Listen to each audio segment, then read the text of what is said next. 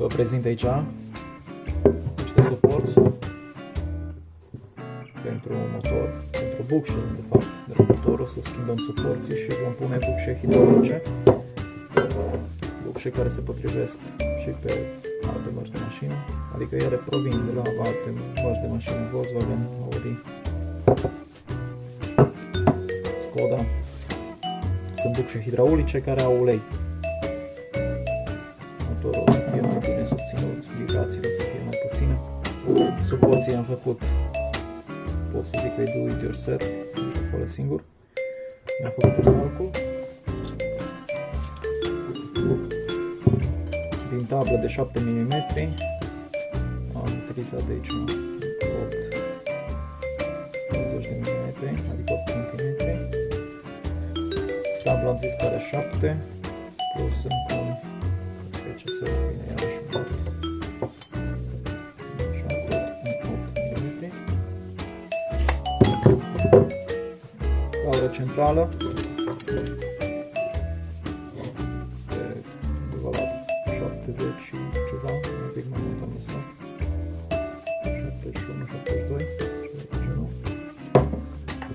Gaură centrală, șurubul exact prins sub placa care prinde bucșele.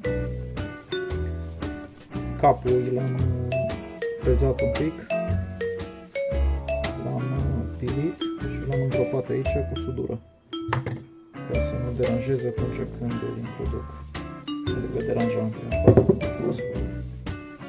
Deci ele intră aici perfect.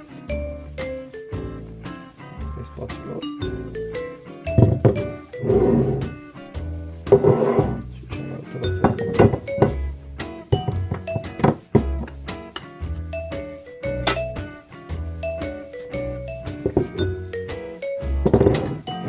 Cei doi suporți hidraulici vor fi montați pe T3.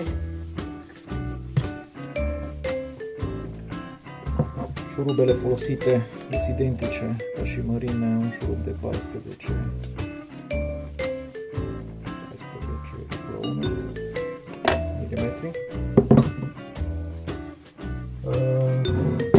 După ce va veni și suportul central pentru cutie, o să schimbăm, o să punem un suport central mai performant, o să las în descriere bucșele folosite. Suporții se mai pot și găsi, dar eu i-am făcut, i-am sudat, i-am făcut calculele, i-am sudat și deci au fost făcuți. Dacă dumneavoastră nu aveți dispozitiv să îndoiți, sau se poate și suda. Da? Deci se pot face cotele identic la fel și o să se poată și suda. Scoatem suportul, adică bucșorul. El se poate suda. Da, în toate cele alte puncte. Fiecare se poate face de 1, 2, 3, 4, din 4 bucăți. Urmează să-i punem pe mașină, revin cu detalii după ce o să-i pun pe mașină.